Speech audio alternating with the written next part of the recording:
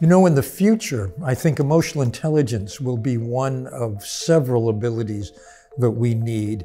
Another, of course, is cognitive ability, IQ, and maybe AI will take over more and more of that. However, emotional intelligence is a human ability and will always remain so. IQ predicts how well you'll do in your school years and how much salary you can make over the course of a career, because it says what job you can get into, like being a business executive or a doctor or a lawyer. But once you're in those professions, everybody else is about as smart as you are. That's where emotional intelligence kicks in.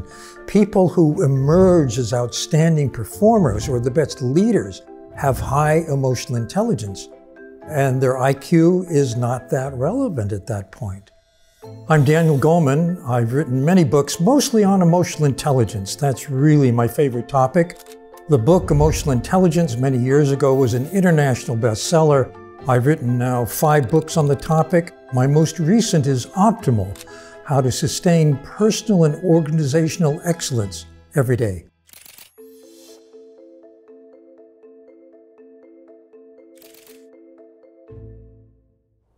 Emotional intelligence is a set of personal skills that we learn in life. It's a combination of self-awareness, managing your emotions well, empathy, tuning into other people, and putting that all together to have harmonious or effective relationships. Emotional intelligence has been talked about for centuries. Philosophers were talking about know thyself, that's self-awareness.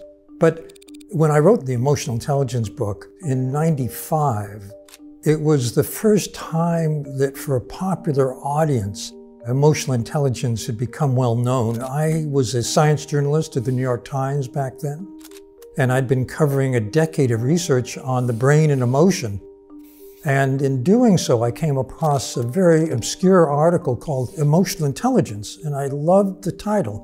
It was by Peter Salovey, who's just stepping down as the president of Yale University, and his then graduate student, John Mayer. And I thought, wow, what a great phrase. It seems like an oxymoron. You don't put emotions together with intelligence, but actually it's being intelligent about emotions. When I wrote Emotional Intelligence, I was actually thinking of bringing it to schools. It seemed to me that kids should learn from the get-go how to manage themselves, how to tune into themselves, how to tune into other people, how to get along, how to behave well, and so on. I was a big advocate of what's now called social emotional learning.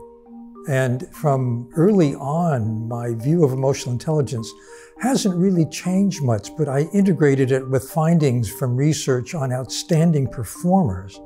And I saw that different abilities of high performers, like being able to manage your emotions, fit well in the model.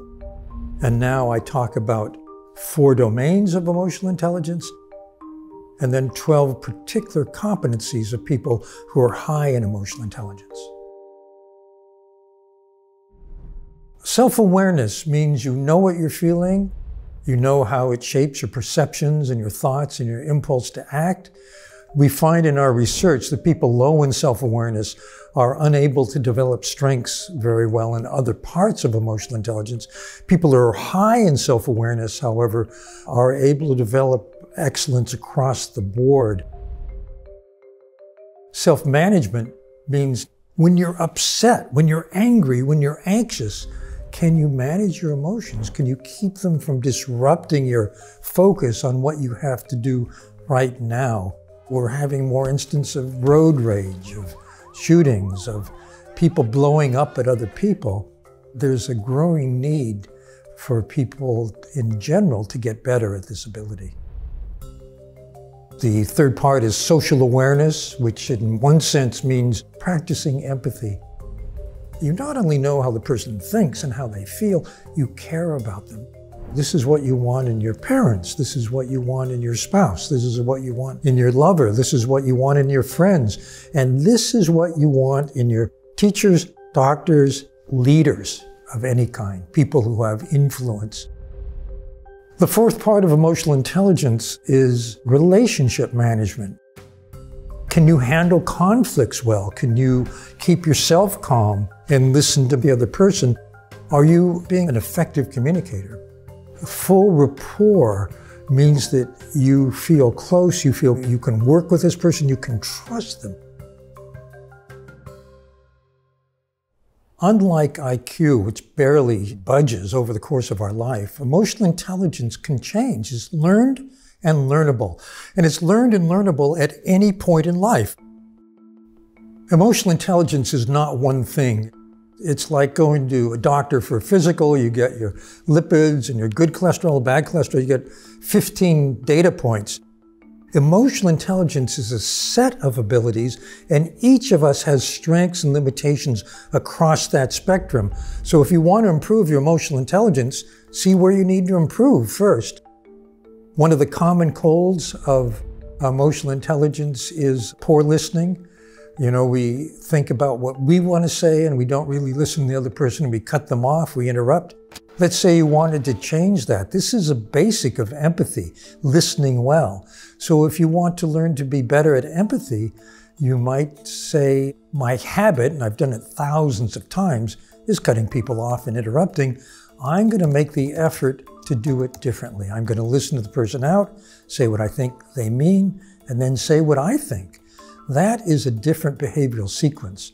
And it comes down to the basics of what we call neuroplasticity, how the brain changes with repeated experience. And that's what underlies habit change.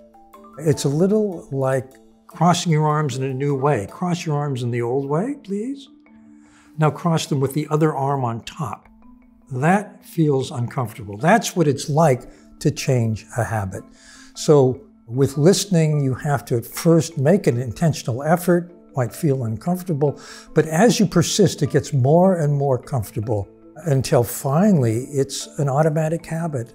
That will stay with you for years. You know, I've gone around the world talking to different audiences, and one of the things I love to ask is, tell me about a leader you've loved and a leader you hate. And tell me one quality that makes a leader so good or so bad. Basically, the leader you hate is low in emotional intelligence. They don't manage their emotions very well. They blow up at people, don't empathize, they don't tune in, they don't understand how clueless they are. The leader you love is high in it. Having a boss with high emotional intelligence means you feel not only inspired, not only motivated, you feel supported, you feel guided, you feel you have clarity about what's expected from you. You give your best in your best state, in the optimal state, not in a desperate, stressed out state. Research at the Yale School of Management has found that emotions are contagious, and they're most contagious from the leader outward. The leader is most often the sender of strong emotions, either negative or positive. And this very research by Sigal Barsade has shown that if the leader is in a negative mood, very anxious, for example, people on that team will catch that mood and performance goes down. If the leader's in a very positive mood, I feel really good, I feel enthusiastic, then people catch that positive mood and their performance as a team or as a group goes up. So the leader's state is actually much more important on the ability of people to do good work than many people realize, particularly many leaders actually. But if you have a leader that you hate, for example, and sadly too many people do, then you really don't give your best. In fact, you're more likely to leave as soon as you can, particularly if you're talented. So a leader with low emotional intelligence is actually draining the organization in the long term. They may get results for the quarter by driving people, by stressing them out, but they're burning them out and they're going to lose good people. So in the short term, they may look good. In the long term, it's a disaster. I once took a bus up Madison Avenue in New York City on a very hot, humid day. People had a kind of bubble around them like, don't touch me, don't talk to me. I had the bubble too. I got on the bus and the bus driver shocked me. He looked at me and very warmly said, welcome to the bus. How's your day going?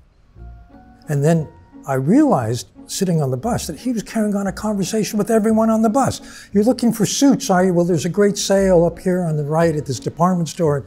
Did you see the exhibit in the museum on the left? On and on and on. Then people would get off that bus and they've been transformed from kind of grumpy to pretty upbeat. It was kind of magical. And years later, I saw an article in the New York Times about that bus driver. His name, it turned out, was Govan Brown. He had fans. People would wait for his bus. He got 3,000 letters saying what a great bus driver he was, not one complaint. And he, it turned out, was the pastor of a church. And he saw the people on his bus as part of his flock. He was tending to his flock. He had a purpose that was far greater than that of the New York Transit Authority, which is something like getting as many people to where they want to go on time as we can. He had a splendid sense of what he was doing. It gave a greater meaning to what he did, and he did it superbly. I've always felt that the more emotional intelligence in society, the better. I think we would have parents who are more effective in raising kids, who are kinder. We'd have more compassion for each other in our interaction with friends and loved ones as well as with strangers. I think we would care more about the environment, which is why I've been happy to be a kind of evangelist for emotional intelligence, if you will. I'm not the originator of the phrase. I think I made it more famous. I just think it would make a better world. Get smarter, faster with videos from the world's biggest thinkers. To learn even more from the world's biggest thinkers, get Big Think Plus for your business.